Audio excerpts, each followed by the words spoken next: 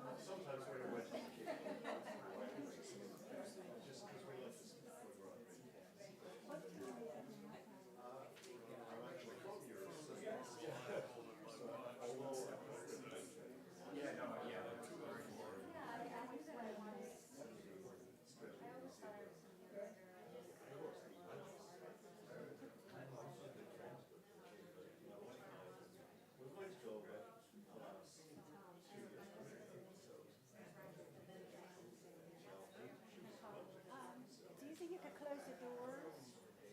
Yes.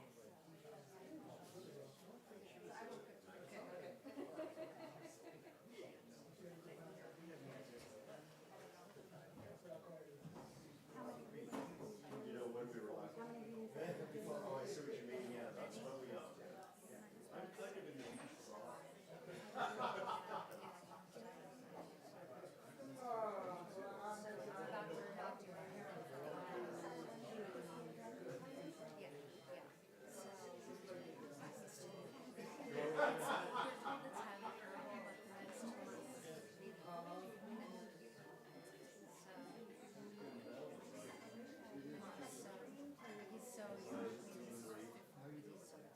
you.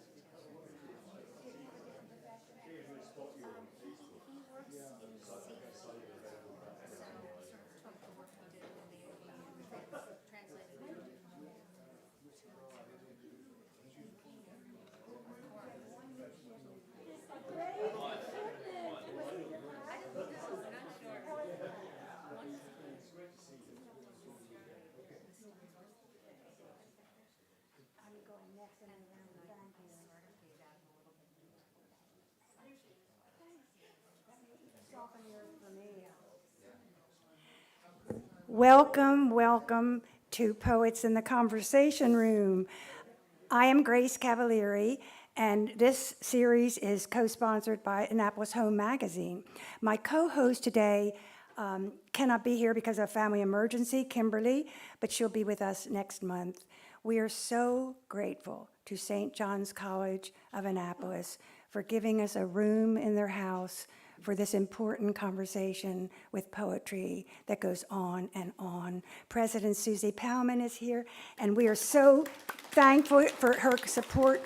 She has been just a flame under this endeavor. Thank you. Today we have a poet, Jean Dubrow. This is our second season, and we bring to you the best poets in America and the ones that we value the most. And we have a full season, which will be distributed at the end of this program. We want to thank Frank Rowsome, who makes today possible, because he has supported our program in behalf of his late wife, St. John's tutor, Nancy Buchenauer, who is our very dear friend. Thank you, Frank. Our poet will read for about 30 minutes, and then we're going to distribute a poem of hers to have a conversation about. And when I spoke to your office, Susie, and originally to pitch the series, and I said, well, we would like a Q&A afterwards. And they said, well, there are no answers. So I said, well, could we have a Q&Q? And they said, yes. So we will have a Q&Q afterward. And then I want you to know that there's a fabulous celebration for our president in the main hall after this reading, to which we are all invited. So please come there and help celebrate her and St. John's College and the donors who are so good to keep this college alive. Now this is a very, yay! This is a short bio distilled from a very long, rich one, but I'll just read you the highlights of Jean. Jean Debreau, class of 1997. See, their people make good. She's the author of 3 books of nonfiction and 10 poetry collections, including Civilians, which is the 3rd of a trilogy from LSU Press. She has a craft book called Wounded Line, a guide to writing poems of trauma, and that will be published by the University of New Mexico Press next month in November, coming right out. Her poetry has been published in the most distinguished magazines in America. She is a distinguished research professor and a professor of creative writing at the University of North Texas. And we're so glad that she and her family came all this way to see us.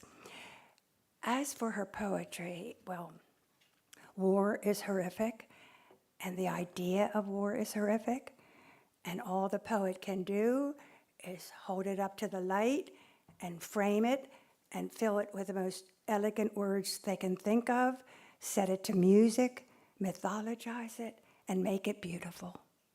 And since Homer's Penelope, women have always been left behind, and they always will be. Here's Jean Debreau.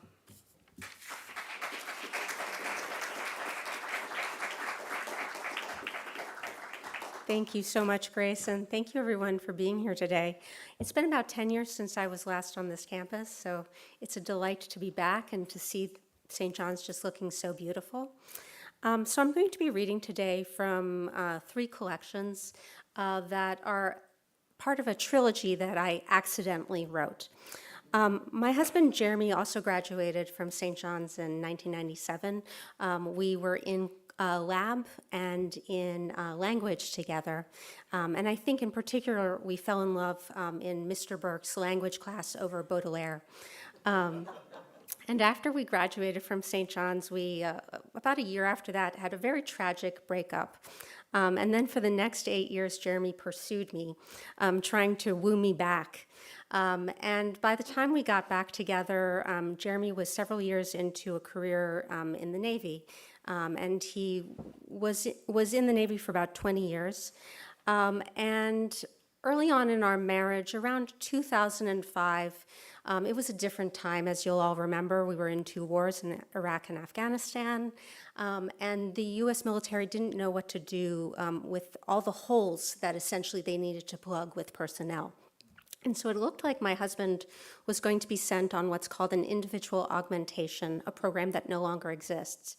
He was a naval officer, but he was going to be sent either to the Green Zone or to Afghanistan. And I had a complete meltdown and started panicking because it suddenly dawned on me what his career was, and it wasn't quite as safe as I had been allowing myself to imagine.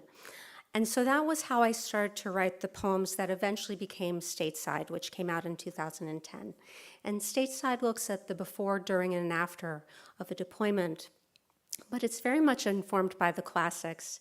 Whenever I work on a collection of poetry, I always do research to see what's been written on the subject before. That's part of my process.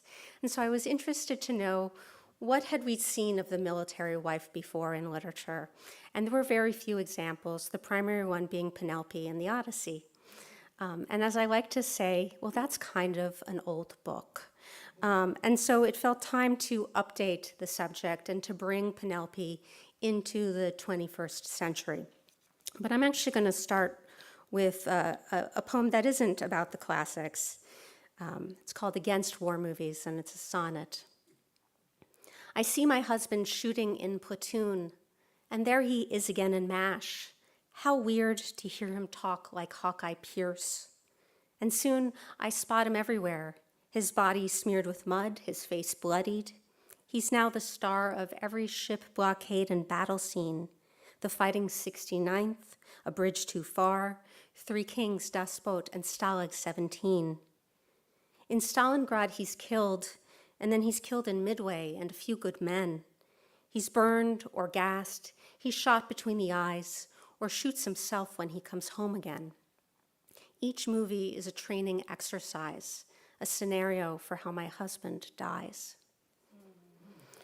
So As you quickly learn when you're married to the military, as the expression goes, plans changed, and he was actually never sent on either of those billets. But by that point, I was very afraid, and I was writing these poems about my anxieties and fears, my nervousness about what it means to be married to somebody who serves war. And so that's what a lot of the poems in Stateside grapple with. This is reading Stephen Crane's War is Kind to My Husband. I packed your sea bag today, 6 pairs of pants, shirts folded in their rigid squares, your socks balled up like tan grenades. I put my photo in as well, laid it there between the Kevlar vest and heap of clothes. Don't weep, the poet warns, don't weep. On 60 Minutes, a soldier turns his face toward us, shows the camera his burns, small metal slivers still embedded in the skin, his mouth a scrap of ragged tin. The young man's face was beautiful before, smooth, unblemished as my own. For war is kind, I read, great is the battle god, and great the auguries, the firing squad, the sickly green of night vision that cuts the darkness open at its seams, gutted and spilling on the sand. Great is the Glock, the Aegis combat system, the Black Hawk circling. Great are the K-bar fighting knives, the shells that sing through air as though alive. So the middle part of the book is in the voice of a modern-day Penelope. And I think I'll just read one of those little Penelope poems. This is Penelope Considers a New Due. The magazines declare don't ever cut your hair just after breaking up. So what if he's been absent nearly 20 years? Fact is, each day the loss feels new, the shears still biting as the first time they'd been honed. Looks like he's never coming back. You've moaned for 2 decades about the shroud of bangs which veils your face, the way your ponytail hangs down your back like a ragged piece of rope. Your follicles have given up all hope of hair that moves, a Farrah Fawcett's flip, Meg Ryan's shag, or anything so hip as the pixie, the asymmetric bob. Go see the stylus to the stars and sob your story out, that endless Trojan War, those gods. Andre has heard it all before. He'll trim away dead ends so razor fast, chop, chop, snip, snip. You'll wonder why the past cannot be sliced so easily away or dyed a golden shade to hide the gray. So the Penelope poems are a little bit lighter than much of the book. I'm going to, read one more poem from Stateside. And this is surface warfare. My husband was what was known as a SWO, a surface warfare officer. And a lot of the poems in the book use the terminology of the Navy to find unexpected sources of poetry. So this is surface warfare. Our arguments move across the surfaces of things, smooth, flat areas where silence floats for weeks. The rule, whoever speaks first loses. If he patrols the living room, then I control our bed, an Atlantic filled with my insomnia, the quilts too thick to wade through. Some nights I think drowning would be easier and drink mouthfuls of salt. No shallows here, only the fathoms of marriage. And we are anchored side by side, the darkness wide, percussive as a mine. So after Stateside came out, I read at military and civilian institutions around the country, and I very quickly realized that each audience gave me extremely different responses to the poems. And one of the things that I quickly recognized was that I didn't please either audience with my poems. In military spaces, they were distressed to hear a military spouse articulating the fact that a military marriage can be a very difficult, strained thing. And on the civilian side, there was often an extreme hostility toward the idea of being married to somebody who served. A colleague of mine once told me that my husband was clearly a baby killer. And so I thought how strange it is that I'm part of these two communities that don't talk to one another and very much should. What a deep problem that is for America, that we don't have conversations between academics and people who serve. And so that's how I came to write Dots and Dashes, the accidental second book in the trilogy. And the title, of course, alludes to Morse code. But the two guardian angels of this book, if Homer is the influence for Stateside, then the two writers who influenced Dots and Dashes are, on the one hand, Sappho. I was interested in a sort of a woman's perspective, and also Emily Dickinson. And so we associate Dots and Dashes with both of those poets. On the one hand, Sappho, because she comes to us only as fragments, and Dickinson, of course, because she's so famous for her punctuation. And we often think about Dickinson as this poet who lived reclusively in her little white room in Amherst, Massachusetts, in her little white nightgown. And of course, she was largely only published after her death.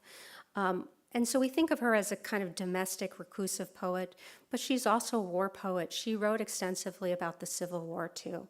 And so I was interested in that perspective as well. So I always, because I love the sonnet, I always end up starting each reading from every book with a sonnet. So this is one of the sonnets from Dots and Dashes, and it's based on a real place that used to exist. It's called From the Pentagon. He brings me chocolate from the Pentagon, dark chocolates shaped like tanks and fighter jets, milk chocolate tomahawks, a bonbon like a Kirsch grenade, mint chocolate bayonets. He brings me chocolate ships, a submarine descending in a chocolate sea, a drone unmanned and filled with hazelnut praline. He brings me cocoa powder, like chocolate blown to bits, or chocolate squares of pepper heat. Or if perhaps we fought, he brings a box of truffles home, missiles of semi-sweet dissolving on the tongue. He brings me Glocks and chocolate mines, a tiny transport plane, a bomb that looks delicious in its cellophane. And so there used to be on the first floor of the Pentagon this exquisite Belgian chocolate shop that really did sell chocolates in these bellicose shapes. But of course, as a poet, I took a little license. There weren't all of these objects at the shop. But you know, that's the kind of place that's irresistible, I think, to a poet. You see something like that and you think, well, how can this not be a poem? So I'm trying to decide which one I'm going to read.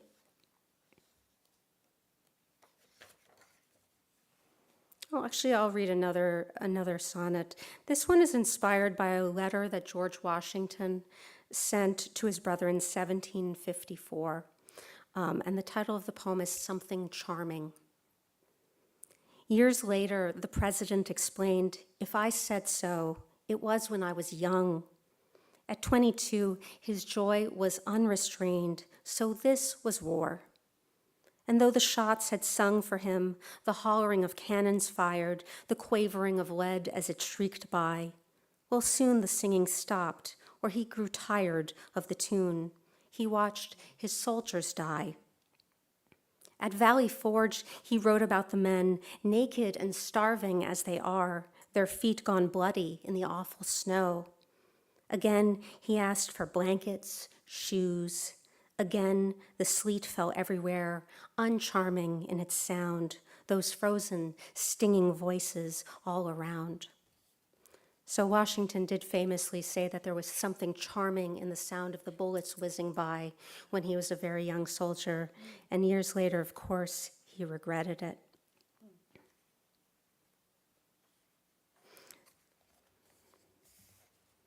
This is Homeport. Even on weekends, the cruiser would shudder, flicker spaces with a red-orange blink, then a gasket crack or valve stick shut, as if by weather or malicious hands, the engine room home of all catastrophe. I would stretch and reach across the bed to find furrowed sheets where my husband had slept until 3 a.m., when he answered the captain calling, whose perpetual fury machine was the only system that never broke. And my husband would yes sir to him who was steaming mad on the ship before slipping into the chill of coveralls, the blue-black uniform of service, which in a certain light has the confining fit of love. So a lot of the poems in this book, I think, are sort of dealing with what do you do with loving someone whose work you don't entirely understand. I'll just read two more poems from Dots and Dashes before moving to my new collection, Civilians. So my birthday is Veterans Day, November 11th, and it seemed irresistible. I had to write about how could I, of all people, end up being born on that day. So this is November 11th. My mother calls it pushing and contractions, not armistice or veterans, or according to the internet, the day Sherman began his burning to the sea. Riots broke out in Tibet. On this date, Kurt Vonnegut was born, and the internet lists him first as soldier, then author, academic, the order perhaps not incorrect, given the smell of mustard gas and roses. After a bombing, what do the birdies say with their barbed wire beaks? On this day, a battle, a massacre, a thing called disaster. Vonnegut wrote of the present, how wide it was, how deep. The doctrine of transubstantiation was born on this day, the way Vonnegut said of blood in the snow, the color of raspberry sherbet. My father calls this one of his happiest, the bread he consumed, the wine, the sudden transformation of a man. The internet tells me on this day the end of occupied France. And if I trust Vonnegut, we're trapped in the amber of this moment, this date and any other fossilized, suspended in resin, held dying and delivered in the hard yellow light. So this last poem I'll read from Dots and Dashes very clearly, I think, makes the tension visible between civilian communities and military communities. It's called At the Reading of the Anti-War Poets 2007. Someone says we're living through an age the ancient Greeks would understand, internecine, unrepairable as red ceramic shards. The famous poet calls the soldiers baby killers, says, fuck them. It's time to resist the lyrical, she says, to write as if on fragments of papyrus.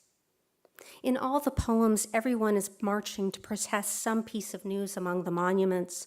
All the dead are marble in their sleek, heroic poses.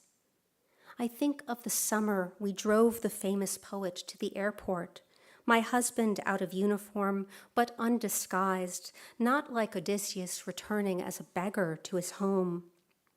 I remember how he held the door for her and how they debated Plato's warring horses of the soul, and how I met my husband in a class on Ovid where we learned longing changes us to limestone or causes us to caress the white bull, no matter that he's animal and his child Minotaur, the divided offspring of our love. So now I'm going to read from Civilians. And again, I never thought I would write a third book about my experiences of being a military spouse. But shortly before the pandemic, my husband retired from a 20-year career in the Navy. And it suddenly dawned on me that he was about to undergo a radical transformation and that we together were about to undergo a radical transformation. And I began to think about change in general and what would be the literary cognates for the experience that we were about to face. And because classical literature has so little to say about the veteran of war, the Greeks and the Romans weren't particularly interested in what happens to the soldier after he puts down his sword, beyond a figure like, say, Philoctetes. I had to look elsewhere for ways to think about the veteran. And so I turned to Ovid's Metamorphoses, because it came to me that, in fact, being changed from a girl into a laurel tree or a woman into a cow or some other figure into a mountain was not as that different from changing from an active duty service member into a civilian. And if you look up the definition of civilian in the dictionary, what you'll see is that it's a word defined by negation. And I thought, how strange it is. So a civilian is somebody who is not a combatant. That's the first definition that you'll find. How strange it is to go from this life that's so clearly defined, that has such a definite set of parameters, to a life that's blurry and kind of murky. And what would that mean for my husband, Jeremy? And so that's how I came to write Civilians. And the book opens with an epigraph from Ovid. My mind leads me to speak now of forms changed into new bodies. And so that's essentially the thesis of the book as well. So this is the opening poem in the collection. And usually when you write a book of poems, you don't write them in the order that they eventually appear. But this was the first poem I wrote for the book, and it ended up being the opening poem as well. It's called, What Do You Give the War That Has Everything? The first year, we were told, is always the most difficult, a neutral zone of afternoons and nights. Dear war, we said, we are sending ourselves folded inside gilded envelopes. We have stamped your name in wax. By the second year, we'd learned to rip the bed sheets into strips for bandages. This is the gift of cotton, we said, that it soaks whatever seeps. Soon there was leather, soon there was linen, the wood we burned when supplies were cut to the front. And later there was iron melted red and molded into spears, the fruit shape of grenades. In the seventh year, we gave the war a heavy blanket made of wool. Never mind, we said, the smell of other bodies in the folds. We forgot the year of bronze. Year 9, we offered up the decorative, a piece of pottery painted with a chariot, a dead king dragging through the dirt. The war broke our present into shards. After that were years of tin and steel, the tear of silk like a flag the horses trample on, then lace as with the tender bodice of a girl. In the 14th year, there was ivory, because why not pull down the giants of the world? And next, a crystal cup for drinking victory, a porcelain plate to serve a traitor's head. In year 25, we engraved the war on silver. This is costing us too much, we said. We barely counted then the years of pearl and coral, the ruby like a puncture wound, the poison blue of sapphire set in gold. The war took anything we had to give. Decades on, we gave emeralds for the green of some forgotten field.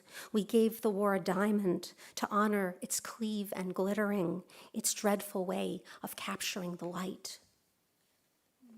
So that's, of course, a poem inspired by the anniversary gifts that you traditionally give, but imagining war as the recipient of those gifts. I love working in traditional fixed forms, the sonnet, the villanelle, the pantoum, the sestina. And so I'm going to read a villanelle. And this is one of several poems in the book that are simply titled Civilian. I'm constantly trying to get at a definition of what a civilian is throughout the book. Civilian. I bring the war into my bed each night and let it press metallic to my cheek.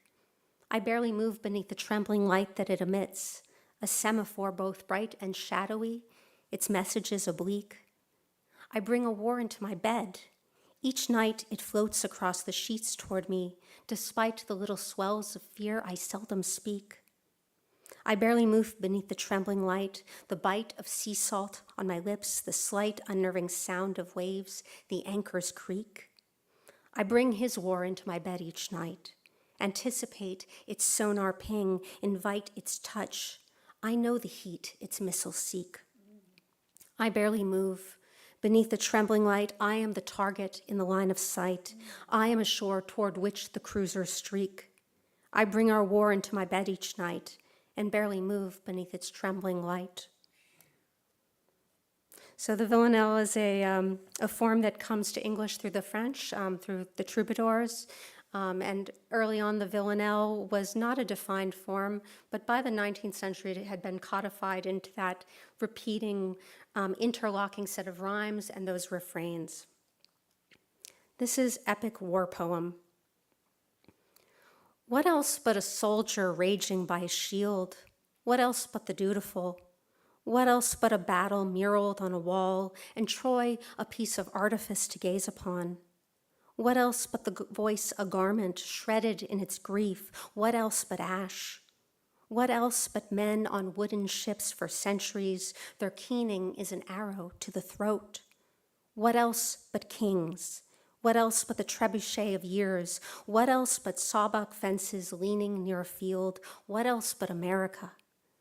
What else but daguerreotypes, a line of corpses posed within the frame? What else but the guns? What else but the trenches stuck with mud? What else but modernity and the long parade of after? What else but cinders mixed with milk while the scorched are drifting, processed into smoke? What else but the skirmishes of scholars, language too little and too much? What else but brief eras of indifference when the dead are left alone?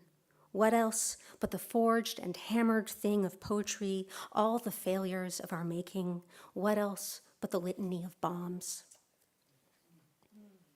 My assignment for myself in working on that poem was to see if I could get most of the history of wars into a one-page poem.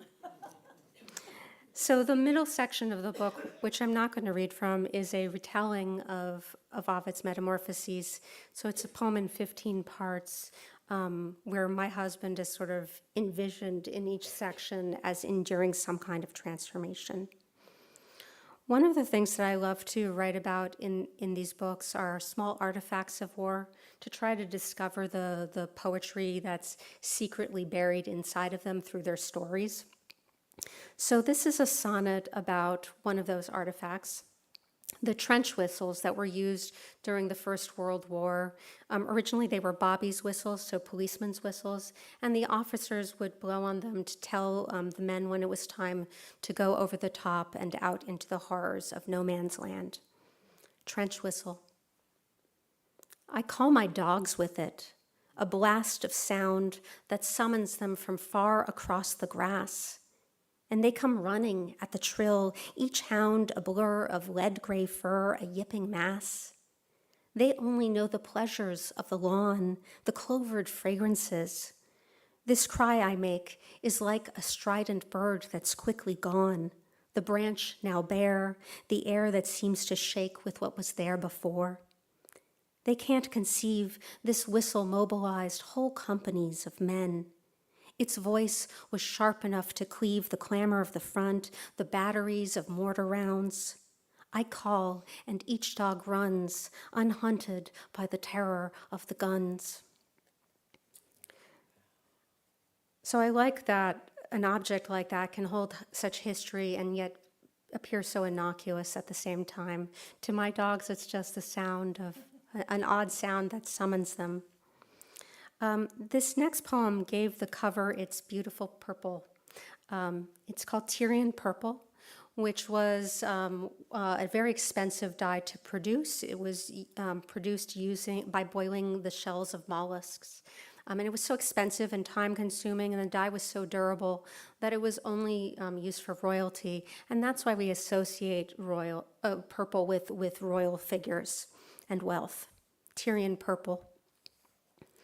Please understand, to heave Hector through the dirt, Achilles must first cut holes in his enemy's heels. Hector, threaded like a needle with leather cord and tied to a chariot that will pull him around the walls.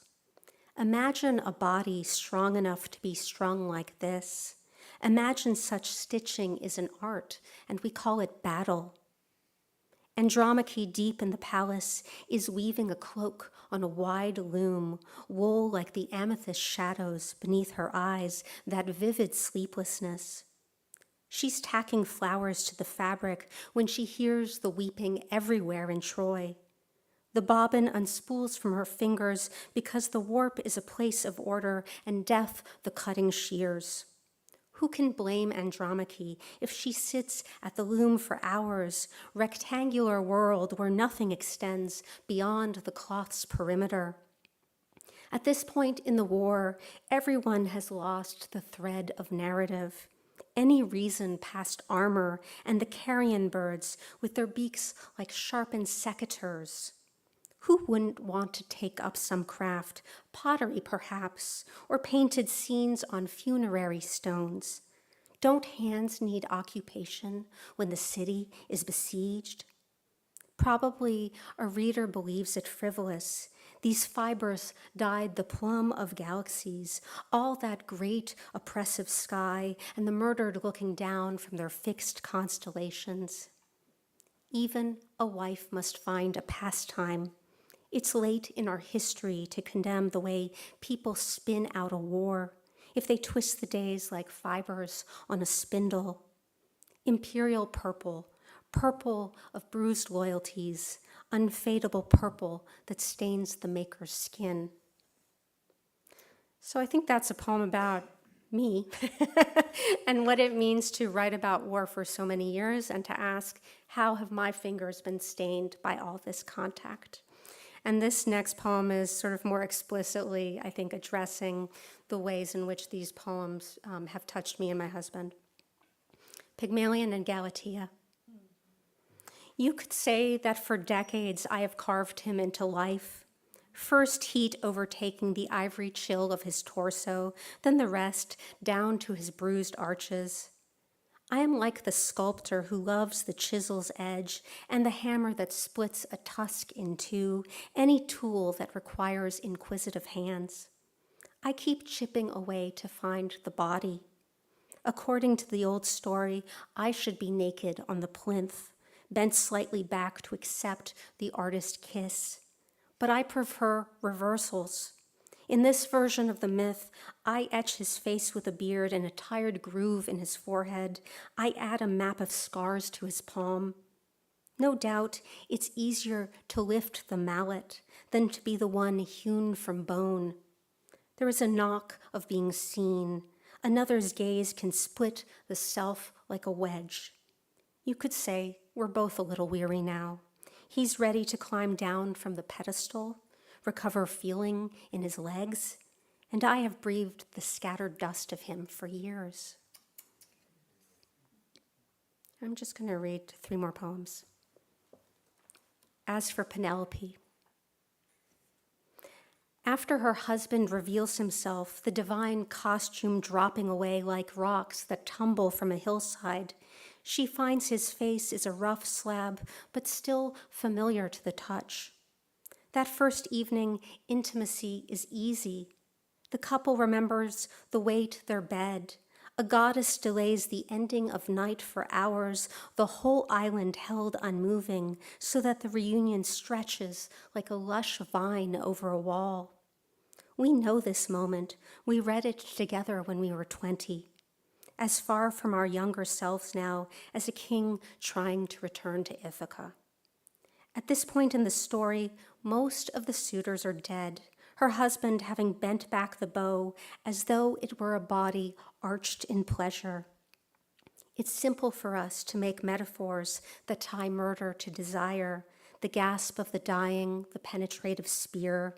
The land, too, loses itself in similes of conquest. Like a lover to be claimed, like a beautiful woman asleep in shadow. Later is more difficult to picture, at least for me. She cleans the hall of clotted blood, the piled corpses pale as marble, like ancient, unlimbed soldiers. Should I wait? I'll just pause for a moment. Intermission. She cleans the hall of clotted blood, the piled corpses pale as marble, like ancient unlimbed sculptures. We say visceral to mean feelings twisted deep inside the gut, grief or anger sharp as a swallowed pebble. We say commitment to mean marriage is a rope we're tangled in. Some days I think about untying it. Where does the longing travel when her husband sits close to her at dinner, his fingers choked around the hammered stem of a goblet? What a boulder he's become, all that history precarious, the unsupportable weight of his love. So I think part of what the book is interested in is how does a marriage survive this degree of distance and absence? What happens if both people change during the ensuing years, but not necessarily in parallel ways? When I sent this book out for consideration, one of the reviewers at the press who read it thought the book was not feminist. It is. And thought that I should have engaged more with American foreign policy. Well, that's in general not the kind of poem that I'm interested in writing, but I was so aggravated at this review that I wrote this next poem. So this is Domestic Policy. Today, I didn't say divorce because I was sickened by the news from Afghanistan. Translators and their families left waiting at the gates, while American personnel lifted off in the wide indifference of their transport planes. I said divorce because I hadn't made space in the cabinet for my husband's things, and he was angry I did not leave a vacancy for what he carried home from war. I was tired of him stacking bowls on the top rack of the dishwasher, a policy I can't abide when the lower rack is an open country waiting to be washed clean. Forgive me, reader, for the weakness of my marriage. I didn't say divorce because my husband would rather a drone hover above a wedding procession, the party far below, embroidered dresses glinting, small mirrors sewn into the hems. He prefers a pilot fire from a distant, unendangered screen, and I believe killing should come with the risk of dying for the killers. But that's not why I said divorce. Forgive me, readers, for the poems of closets and kitchens. Marriage is not two ideologies fighting at a table while the soup goes cold on the spoon. Marriage is two people shouting about spices, the ordering of jars by alphabet or continent, as if everything depends on an ounce of turmeric fading under glass. Perhaps I said divorce for all the wrong reasons. Forgive me for scrubbing the pot with a bristled brush. My fury at the gold-stained enamel is almost the same size as my rage that somewhere a helicopter strikes on civilians tonight. Forgive my sentiment. All I can do is keep scraping the dried burning from the pan. And don't worry, we're still together. And in fact, this next poem makes it clear. Pledge. Now we are here at home in the little nation of our marriage, swearing allegiance to the table we set for lunch, or the wind chime on the porch, its easy dissonance. Even in our shared country, the afternoon allots its golden lines so that we're seated both in shadow on opposite ends of a couch and one gray dog between us. There are acres of opinions in this house. I make 2 cups of tea, 2 bowls of soup, divide an apple equally. If I were a patriot, I would call the blanket we spread across our bed the only flag. Some nights we've burned it with our anger at each other. Some nights we've welcomed the weight, a woolen scratch on both our skins. My love, I am pledging to this republic for however long we stand. I'll watch with you the rain's arrival in our yard. We'll lift our faces together toward the glistening. And I'm just going to end with the final poem in the book, which is another civilian poem. Civilian. These days, I'm mostly grateful he's one of us no longer, a piece of metal stamped with his name, identifying facts. He no longer jangles the click of steel to steel, no more in service to a ship or the gray machinery of the state. Now when we touch, I can feel his edge worn down and barely miss the keenness of his mouth. I remember, for 2 decades, he wore tags around his neck, one to leave with the body, the other perhaps brought back to my hands. Thank you.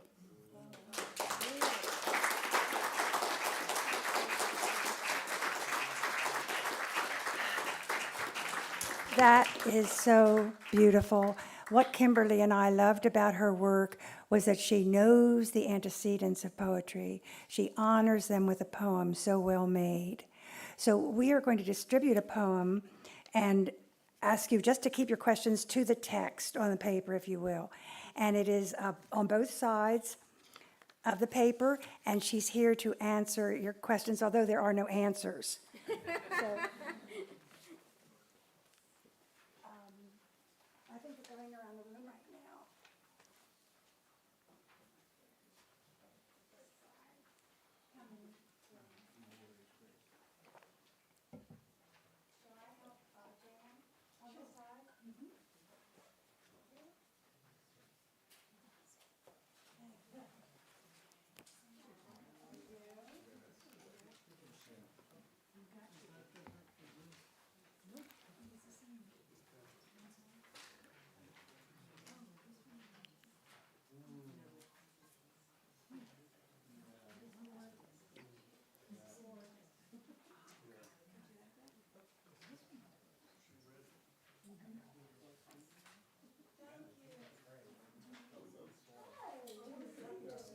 I've got, it's from, I know. We have a lot of great poets in this room. So, do we have an ambulatory microphone? Yes. Okay, and you can run fast? Okay. We welcome you to read the poem and then to ask anything you want about it and about the making of it, which might be interesting.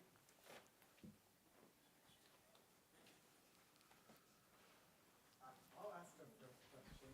So I notice immediately you said, Tell us who you are because you're very important. oh gosh, my name's Penelope. From the war. My name is James Hall. I'm a poet as well, and I'm lucky to be friends with Jean for a long time. I think we were friends because of our poems, actually. Yeah. Yeah. Chestertown. Yeah, I live in Chestertown. Well, I live in Chester, but I teach in Chestertown at Washington College. But my question is not about any of that. I wanted to ask about tercets and how you found the poem's form. If the tercets came first, or if the poem just sort of arrived like Athena out of the head that's in right, tercets. just from, Well, yeah. How do you think of this poem and the couple and the war and as sort of a unity? look at you setting up my answer for me. Yeah, so I think the tercets probably arrived halfway through the drafting process. Maybe I had a full draft down and then started looking at what the poem's shape should be on the page. I'm one of those poets who sort of has associations with different sizes of couplet or sizes of stanzas. So, for instance, couplets I'm interested in for poems that examine couplings, couples, binaries. Tercets offer more complex relationships, the dialectic, for instance. And here, clearly, it's a relationship between the couple and this. They're sort of in this unfortunate menage a trois with war. And the war is the third part of the relationship. Yeah, so it seemed very natural. Tercets are also an inherently kind of unsteady stanza size. They offer balance, but they don't necessarily offer resolution the way a quatrain, a four-line stanza might. And so I'm always attracted to the tercet when it comes to writing poems that maybe aren't going to resolve easily or give us any kind of comfort at the end. Yeah. And I should say, long before James and I were friends, I taught their first book in my poetry workshops because I was such a huge fan. And so when we finally became friends, I felt so lucky that I was friends with this incredibly gifted writer. So.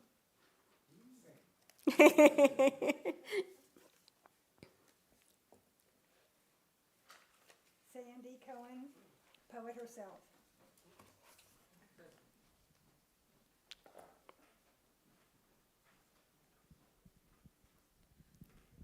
First, I want to just thank you. Hold it up. I want to thank you not only for your poems and your reading, but also your conversation with us as you were reading. This was wonderful. May I ask you a more general question away from this particular poem? I don't know, Grace, what do you say? If it's about poetry.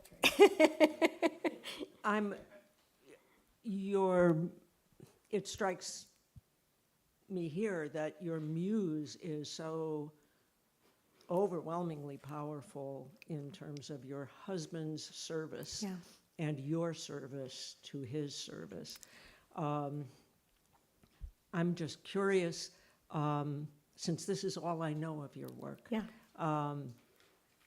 if you've experienced anything like an equivalent muse away from this. Yeah, so I've written a lot of books, and I write about a lot of different topics. One of my central topics is Jewish identity and the Shoah, and that's fed my work for 2 decades, not only from a personal connection, but also because I find it an important subject intellectually. I also write about light things. I'm incredibly interested in the senses. So, for instance, my first book of nonfiction was a book about how I fell in love with the art and science of perfume and scent in general. I also have written a book on taste. I have a book coming out hopefully in the next 2 years celebrating the frivolous. It's a philosophical investigation and defense of frivolity. So I have many interests, and it's always surprising to me, actually, when I come back to a topic that I feel like I've already dealt with in a piece of writing, and that's why the trilogy was such an astonishment to me, because I kept thinking, I am done with this subject now. Let's move on. And it kept just tugging on my shirt a little bit. And so I kept coming back to it. But yeah, for me, I find that I have to be interested in a number of different things, or I become bored with my own voice on the page. Yeah, Thank you. thank you. Oh, there's a wonderful Bulgarian poet here, Libomir. Thank you, Grace. Happy to see you. Likewise. Thank you. Great to be here, guys. Yes, they heard me already, right? Great. Thank you. Sorry for interrupting. Oh, you're not going to say anything, Libomir? Oh, I'm not. I didn't know I'm supposed to. Yes, you are. Would you like to say something about war, having grown up in communist Bulgaria? Well, yes, I'm really apologize for in kind of taking this place by storm. But I was late, first of all, and I promised to Grace that I will come. And whenever I promise something to Grace, I try to keep my word, because the consequences might be pretty bad. About poetry. Right. What would you like to say? Well, I would like to say that for 50 years now, I've been writing poems, and I'm planning to do it for the next 50 years or so. So I'm from Bulgaria. My name again is Ljubomir Nikolov, and I had many friends, and I have many friends in the area. I live in Poolesville, Maryland. I studied journalism in Bulgaria, and I felt the censorship in the country for a long time on my own bare shoulders. Yes. Okay, I'm going to give you this poem to look at. Thank I'll you. come back to you after you read it. That's fantastic. Do you want? Thank you so much. Thank you. So happy you came. You know, yes. Thank you, guys. Yeah, please. All right. You could just continue. Question about the poem. My question is about the poem. Hi, my name's Sarah. Hi, Sarah. Work at the college and also I'm an alum. In year 9, we offered up the decorative, a piece of pottery painted with a chariot, a dead king dragging through the dirt. Yeah. I assume is a reference to Hector. And I thought one of your earlier poems also referenced Hector. So I just, as somebody who, having read the Iliad, and I think the abuse of Hector's corpse being such a really distinctive and disturbing image, I was wondering if that's also woven into any of your other poems, or if you had anything else to say about that particular imagery. I think it's just a haunting moment, and especially, writing from the position of somebody imagining her spouse possibly dying in war, it's a particularly compelling and disturbing image. And one of the things that poetry collections often do is they create what we call like a feedback loop, where rather than avoiding acts of repetition, repetition of sound, repetition of image is used to ask the reader to think back to earlier moments in the book.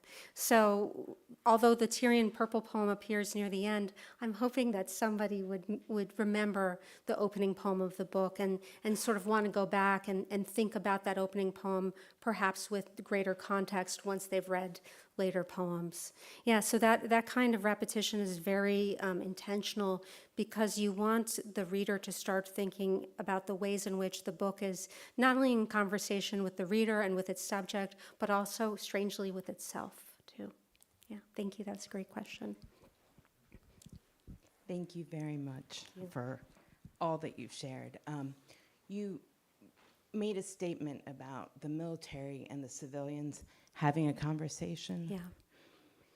Anything you can share on what you would like maybe a start of that conversation to be, points in that conversation? Well, I think it's, look, there are the military academies, there are also the war colleges, and they frequently do have civilians in those spaces, but we see less in the opposite direction. I've noticed, like teaching at the University of North Texas, there are veterans, but they're not a very visible community. And when I have had a veteran in like a creative writing workshop, the whole class benefits from the maturity of that student. Usually they're a little bit older than their peers. And suddenly this is a real person. And most of my students are largely untouched by war, except in really abstract ways.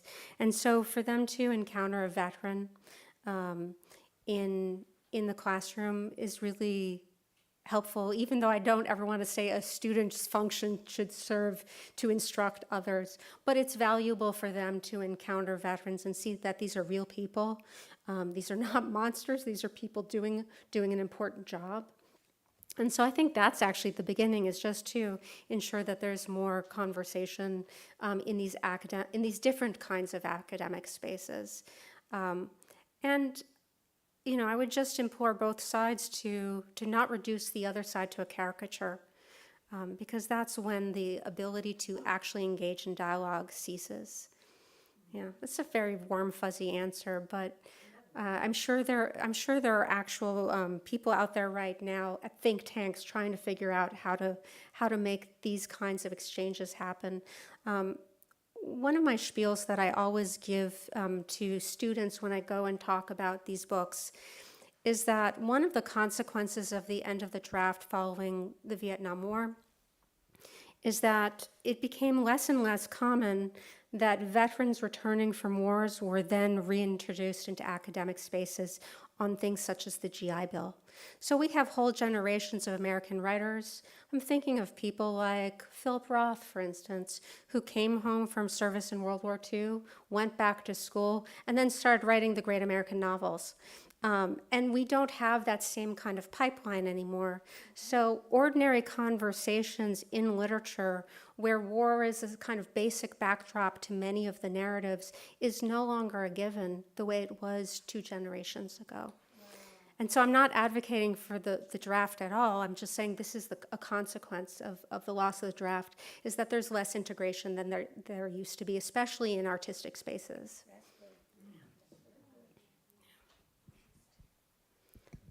Thank you for your work. In this poem, your last words, "We gave the war a diamond to honor its cleave and glittering, its dreadful way of capturing the light." Yeah.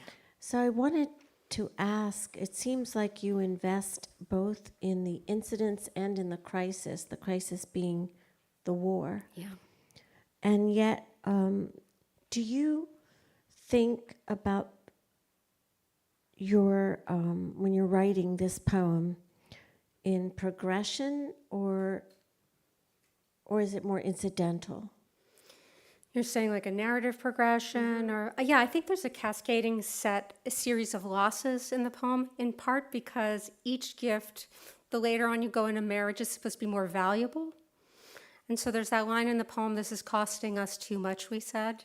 And of course, that's literal, but it's also, it's clearly attached to metaphor as well, that the longer one is connected to a war, the more costly it is personally, financially, environmentally, in every way possible. And so, I was, on the one hand, the poem is kind of nonlinear.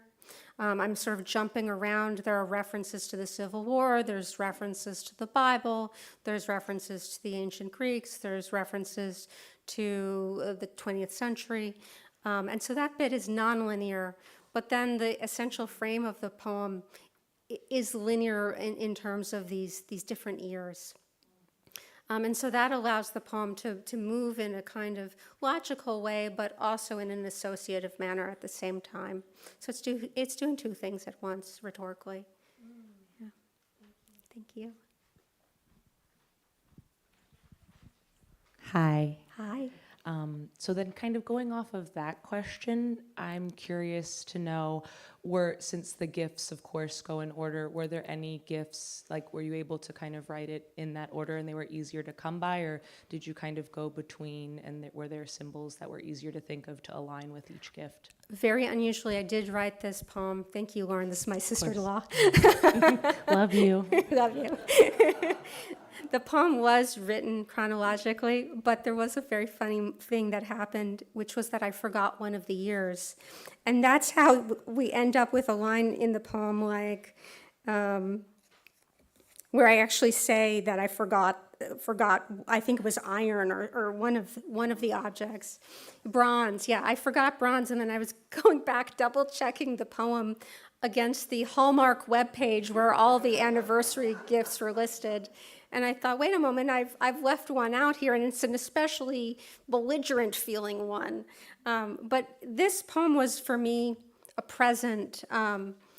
Most of the time, you start writing a poem, and the poem fights you every step of the way, and you're miserable, and you're like, why did I choose this as my profession? And you're rending your garments, and you're weeping. And every once in a while, if you're putting in the work every day, which I do, I write every day, every once in a while you receive a gift, and it's a poem that arrives almost fully formed, and this is one of those poems. Basically, I wrote the first draft in about an hour, and it's not that much different in its final form. Most of my poems go through 50 to 100 revisions, so this is not typical at all. But it was like a present for this new project that I was about to start. Yeah. Hi, I live in Annapolis, and I'm aware of the St. John's program, but I'm not connected to it. But I am curious as to how you feel your educational grounding, which is unusual one here, kind of, do you draw on that a sensibility that you developed other than the obvious Greek and Latin references? I think so. I mean, I will say it was very funny. I went to St. John's, and then for 4 years I managed a chain of gourmet coffee shops here in Annapolis, which I think have ceased to exist, City Dog Cafe. And then I went to grad school to get an MFA in poetry, and I had never been in a workshop before my first day of graduate school. And I thought, what is this alien landscape I've landed in? Because a creative writing workshop has its own unique dialogue, and until you learn it, it feels like everyone's speaking a foreign language. But what I very quickly learned was that what happens at St. John's is that you're invited to make connections across disciplines. And nobody calls it interdisciplinary. It's just the work that happens.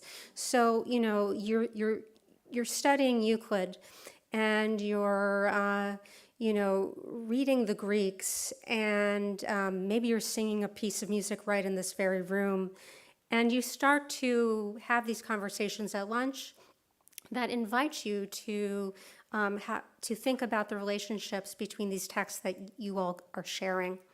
And it leads to a kind of thinking that I think is poetic. In poetry, half of the work of poetry is kind of thinking that looks like this, where you're making associations. One image leads to another image. Perhaps it's a surprising jump, but it's also a jump that feels logical. And I feel that I learned that at St. John's, to remain open to the ways in which a piece of literature might speak to a piece of history, might speak to an idea about the movement of the spheres. And so even though we always hear at St. John's, like, oh, this is a school that produces doctors and lawyers, because of its rigorous training in critical thinking and close reading, I think it also has the potential to produce poets. Although I will say that Kant made me miserable in my junior year. I was much more suited to Hegel, I would say. But it's a place that encourages you to see disciplines as porous and as relating to one another and touching one another. And that's the work of a poet, too. Thank you.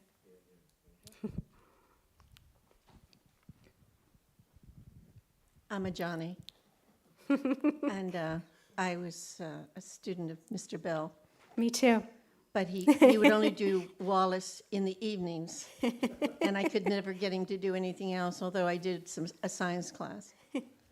I'm a military kid. My father was in 4 wars, including D-Day, Korea, and twice in Vietnam, and my brother died of ramifications of Agent Orange. Yeah. And my aunt was one of the first women hired by Office of Strategic Services under Bill Donovan. So there have been women in who have fought these wars. Yeah. But I've been writing a memoir. I just came from a workshop on memoir with a top Emily Dickinson scholar at the Thoreau Society in Concord. I'm fresh off the magical atmosphere of Concord. One section, as I'm writing this memoir in the last 3 years, is the deep appreciation for my mother. Yeah. My father was the hero, but my mother really was the hero, Yeah. who glued everything together. She died before all of us.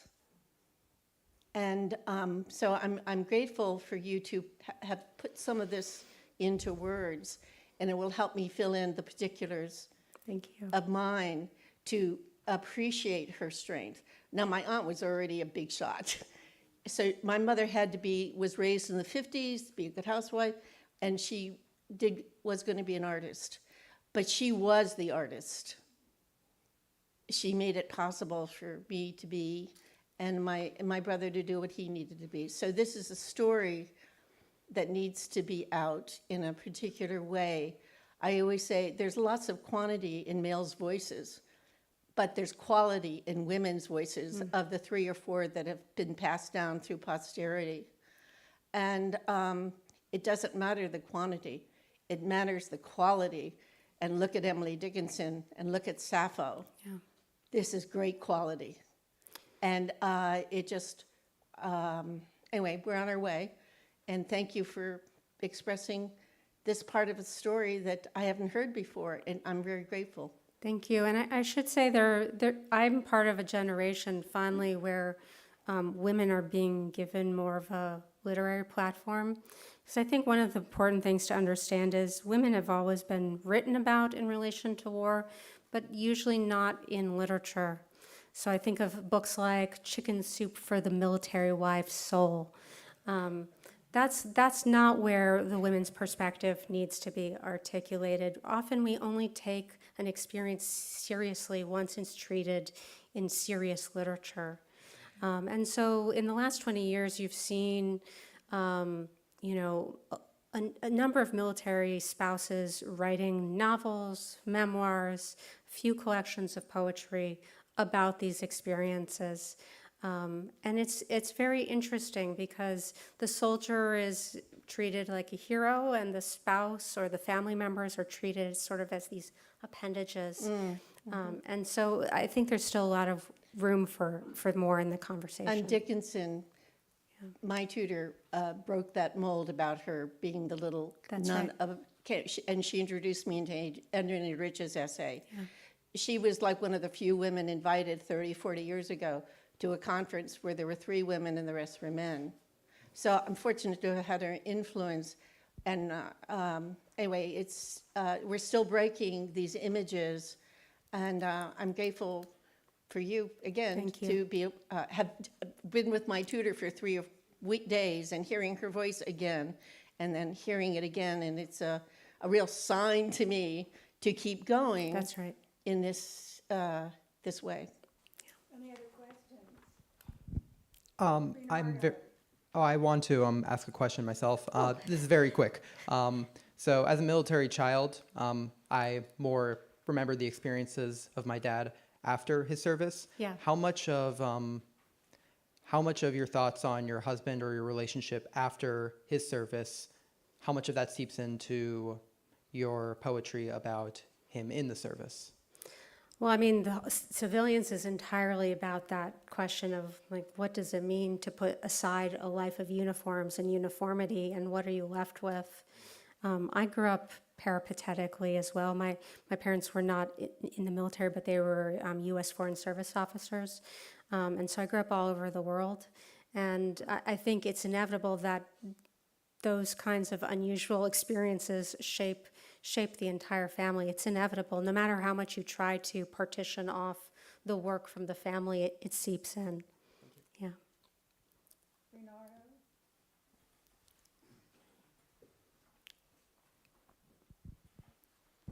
Thank you for your work. It was very powerful. I'm looking at this the 14th year. They pulled down the ivory, and it struck me because I remember going to Italy and seeing the wreckages of the Colosseum, and they explained to me how when war came, bombs indiscriminately bombed certain things, certain beautiful edifices. That's right. To nothingness, and then how the people who were scavenging for scraps would take different pieces of iron or steel or stuff to survive. So that really struck me. I guess I got 2 questions. One is, did you ever write about the Joan of Arc? Is she in here somewhere? The second one is, I was in the Navy, and I only lasted 10 years because I messed up both my knees, and I could no longer do the ships. But that whole thing still sticks with me about defending the country against all enemies, foreign and domestic. Yeah. And on a day like today, I'm thinking of January 6th and what that did to me when I was typing, and all of a sudden I look around and see what I'm seeing, and my heart is like, what the are you doing? And then when I was watching something last night and they showed me all of like 14 different top people in the military had been dismissed since January. Yeah. And what you're doing to the military, and as a civilian, you talk to your husband. So, but as a civilian, do you understand? Does that affect you in the same way because of your understanding of what the military actually is and what it stands for? Because civilians that I know, some of them can't process what's actually happening. That's right. Well, I'll take the question about Joan of Arc first. I was named for Joan of Arc, Jeanne d'Arc. Or partly for her. My first name is the medieval spelling of a very common French name, Jeanne. And when I was a kid, being picked on the playground for my name, why are you named John? Had been instructed to say, no, I'm named for Jeanne d'Arc. It's how she would have spelled her name if she'd been literate. This did not earn me friends on the playground, by the way. And to answer your second question, I'll say that, no, I mean, I think that part of the ongoing challenge of the fact that these communities are so divided is that your average civilian probably doesn't understand the consequences of what's happening on any given day in the Pentagon or at the highest levels of power. I don't know if poetry can bridge that. The audience for poetry is really small, but maybe art can work to try to offer insights to people who aren't directly touched by war or think they aren't. Yeah. Another question?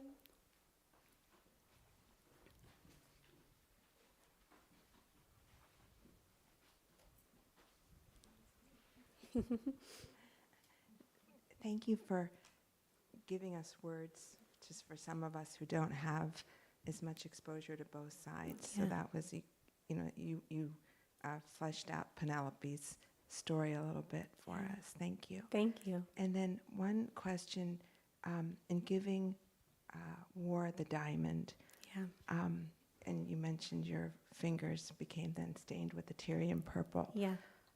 If you gave life a diamond, would it be the same? Say that last bit again. If you gave life a diamond, would you still have the same Tyrian purple stains? I think that's a great question. So there's a poem I love to teach by the American poet William Stafford, and I'm not going to get the title exactly right because it's long, but it's something like "At the Unwar Monument at the Canadian-American border," and basically it's a poem about a place at the border between Canada and the U.S. where there is no monument to because nothing happened there. No one died there. There was no civil unrest. There was no conflict. And I love this poem because it points to what we choose to memorialize. And part of the challenge of writing about war is that you're immediately dealing with a whole mythology, a very romantic mythology of war that is thousands of years old. Ooh, beautiful birds. And so the challenge is that these myths are seductive.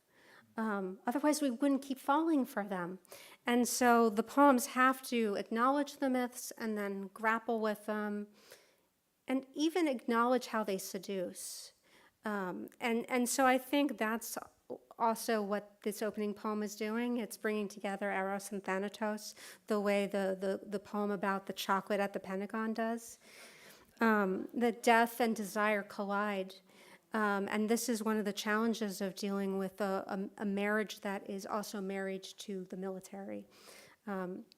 It would be wonderful to give the diamond instead to life, but the problem is that war is extremely seductive.